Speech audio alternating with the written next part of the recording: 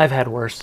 Good afternoon and welcome from that little intro you saw that we just did an unboxing of an NGD. Here we have a coral red Fender Player II Jazzmaster. Now I recently picked this up brand new. I bought it on Reverb as an open box special from Pro Audio in Brooklyn, New York, although it did ship from Winchester, Virginia. If you did notice in the unboxing, I had to pry open the lid because I did check both top and bottom of the box were sealed with those big, huge industrial staples. So I don't know why this was an open box. It certainly was factory sealed. Now they did have two listed for sale in the coral red. They also had that blue color. I can't remember offhand what it was called, which I was quite interested in, but for some reason this coral red, it really spoke to me. Historically, I have not been a red Fender guy. The only red guitars I actually really like are a Cherry Red SG and a Cherry Red 335. But historically for Fenders, Strats, and Tellys, I'm not a big fan. I don't like Dakota Red at all. It's real deep, it's real dark, it's a nice color, but for some reason, I just don't like it on a Fender. But this coral red, it's a little bit paler. I mean, on camera, it's certainly coming over a little bit deeper than it is in person. And I will say the photos that were on Reverb made it look a little paler than it does in person. So I'd say it's a good mix between what it looked like on Reverb and what it's looking like to me in this monitor right here. But it is a little bit paler and I really, really like it. I'm glad I went with this coral red. Now again, I don't know why this was sold as an open box, but I got it for like $712 and change. It was like $755 shipped with sales tax. It was free shipping, so it was the $712 and change plus 6% sales tax for the state of Pennsylvania. So I did pay about $755 delivered, and I got it like the next day. It's shipped super quick, so it was like 1 day shipping. I am basically in between Brooklyn, New York and Winchester, Virginia. I'm like 2.5 hours from New York, and I'm about 3.5 hours from Winchester, Virginia. So I was like square in the middle. 1 day shipping, great shipping time. And this thing, it plays and feels really, really nice. Now this is my third offset guitar now from Fender. I did have a AVRI 62 Jazzmaster that I sold back in, I want to say about 2010. I sold that after we went to the Martin Guitar Factory, and they had this whole spiel. That's when they were really pushing coming out with the HPLs. And the tour guy was like, you better get a real wood guitar now because they're not going to be around for very much longer. Now, mind you, that was 2010, it's 2025, that was 15 years ago. You can get a real wood guitar, no problems. They are much more expensive now than they were then, but we got done with the tour and my wife says to me, do you have a Martin? I said, I don't anymore. I used to have a D15 and I had sold it to my friend. She's like, you got to get one before you can't get one. Like, that is all I needed to hear. That is what we all guitar players dream of. Our wives or significant others tell us that we need to get another guitar. So at the time, I actually didn't have a job. I had been laid off about 6 months earlier. So I needed funds, and I wasn't a big fan of that 62 AVRI. It was a great guitar. I loved it. It played great. But it was a Jazzmaster, and I didn't like the sound. I wasn't really into surf rock, so I wanted something a little different.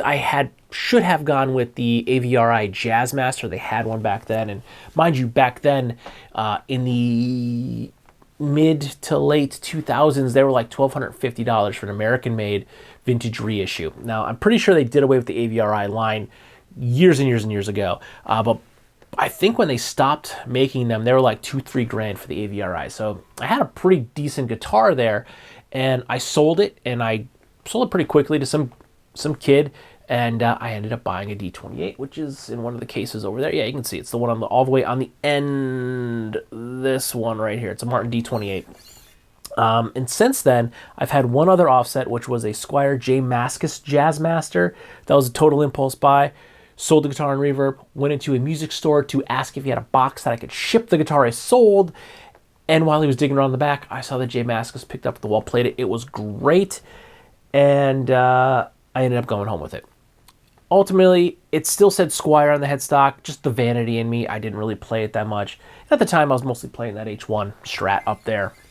But this thing, I mean, it played great, and I should have kept it. But I'm kind of glad I didn't, because I would not have ended up with this guitar if I didn't sell that one. Because recently, I was going back and forth between, do I want the Player II or a Squier CV Jazzmaster? And I ended up going with the Player II for two reasons. I really liked this coral red colorway. I really wanted to check it out. And the vanity in me, the Squier headstock. Now, I've played a bunch of CVs, and that Jazzmaster was a great guitar, but when I started playing in the 90s, Squiers were crap. Affinities and bullets, they were garbage. I had a telly that no matter what I did, no matter what gauge strings you put on it, no matter what you played, the high string would break almost instantly. So I have I guess a personal affliction, if you will, with Squiers. And while they are way better now, the CVs, I would say, are certainly on par with the like the Mexican Fenders that I would have bought and modded all the time in the late 90s and early 2000s. It's just the name of the headstock. It's vanity in me. I knew ultimately if I bought the Squier version, I probably wouldn't play it as much, and I would eventually end up selling it, or I would just completely remodel, like mod the guitar out and repaint it, and that would just end up being another hole, especially since I'm currently doing another winter project already on a telly. I didn't need yet another project. So I decided that it would be cheaper for me ultimately to go with the Fender, and I'm glad I did. This thing is great. It feels awesome.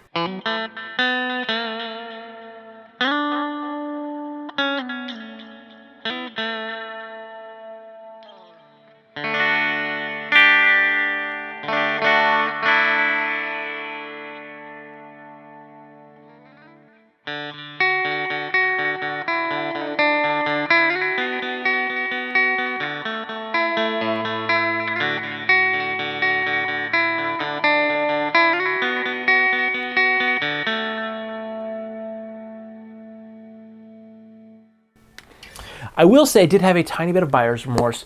The day after I bought this is when Fender dropped the Ventura 2 Road Worns nitro finish, also made in Mexico. That's another big seller for this too, was Mexican made. I'm a huge fan, I've always been a huge fan of the Mexican made Fenders. I actually preferred the Mexican made Fenders over the American versions. The only two American Fenders that I ever kept are the two that I still have. The American Highway 1 and then my 76. So like that's a legit 76 vintage guitar, and the Highway 1. I've had a bunch of Fenders. I actually had like an 89 American Standard Fender in like Olympic white. Great guitar, played great. But at the time I still also had a Mexican Strat And I preferred the Mexican Strat, so I traded away that American. So I've always been a fan of the Mexican Fender guitar. So that was another big seller for the Player 2 for me, was that this is Mexican made. Now the Ventura 2 Road Warns are also Mexican made. The big seller there for me is the fact that they are a nitro finish. And I love nitro. This is poly, but honestly, I don't gig. The main difference what you're going to see is between, well, the nitro will wear quicker, but unless you gig or you're like a touring musician, you're not really going to put a wear on that nitro finish. For case in point, that H1 is a nitro finish. It is a 2006. That means it is 19 years old at this point, and it doesn't have all that much wear on it. If we want to take a quick look, I could show you like what a nitro finish looks like.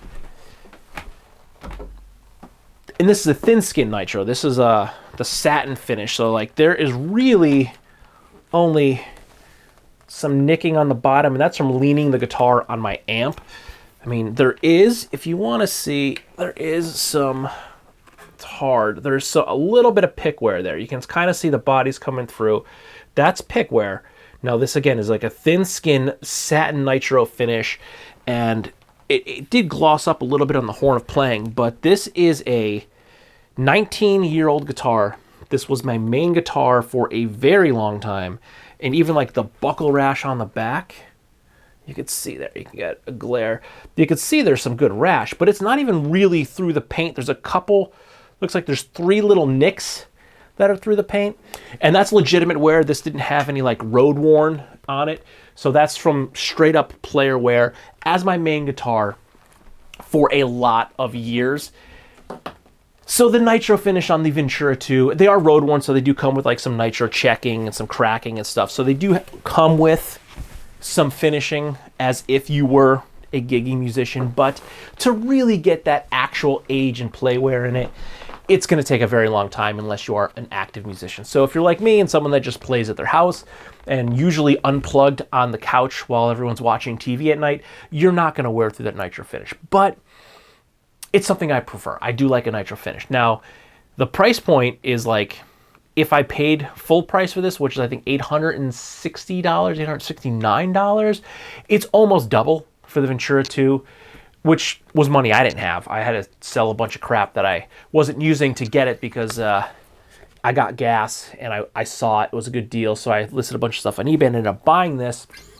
And I'm glad I did. So ultimately, I'm very happy with the decision with the Ventura, or with the Player 2, as opposed to having spent the extra like $700 and got the Ventura Player 2, because the Ventura 2 road worn and over the Player 2. God, there's too many Fenders coming out. But this is a great guitar. I'm really, really happy with it. It feels great.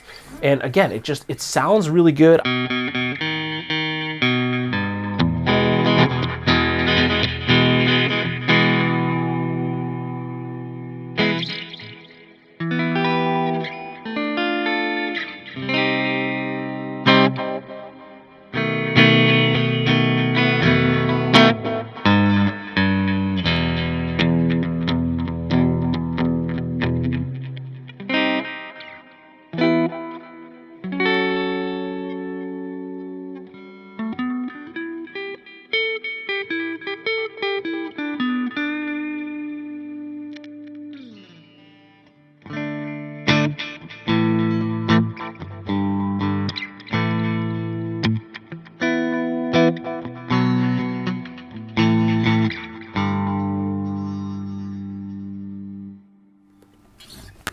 So overall, I would say if you're looking at one, it's a pretty solid guitar. I think it's definitely worth, even if you pay full price at the $860. It's a solid guitar. Again, I've always preferred Mexicans over Americans. They've just always seemed to play better. I mean, they're made like 100 miles apart. Like in Encinitas, California, I think is like 100 miles from where they made Fulton, California. So they're not very far away. And one thing, I don't think this is true anymore, but I know way back when, the necks were all made in America.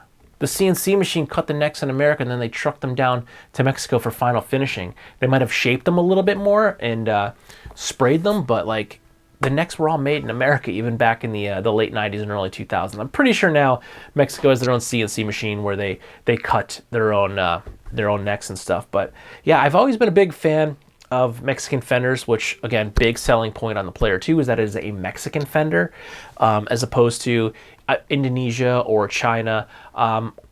I've messed around with a couple of them, like Guitar Center here or there, and while they're not bad guitars, I have a personal affinity for Mexican Fender. And yeah, so I'm pretty solid. I like it. The only thing that I did notice, and I probably could use a little bit more, I probably didn't leave it on long enough, was the fretboard was a little thirsty, so I had to oil that up. And while it does feel better, I think I probably didn't let it sit for just long enough, so we're probably going to have to oil that fretboard up a little bit. But is the case with rosewood. You got to take care of it every now and again. It gets a little thirsty. So, yeah, very pleased. Even acoustically, it sounds good. Which I don't know how well it's coming out because the lavalier is behind the guitar, but it's great. I'm very, very pleased with it. I'm not going to run through specs. You can see them for yourself on the website, or I'm sure there's 10,000 other videos covering this exact guitar. But yeah, pretty stoked on it, pretty happy with it. And we're going to go ahead and keep enjoying this here guitar, hopefully for years to come. Hopefully I don't regret my decision and end up selling it, which is why I haven't peeled off the plastics yet, but I like it. We're going to go ahead and peel the plastics off and make this our guitar and enjoy it for hopefully years to come. So with that, I'm going to go ahead and close this out. Don't forget to like, comment, share, and subscribe. Drop a comment down below. Tell me how much of a fool I am. I love a little bit of back and forth now and again. Good night.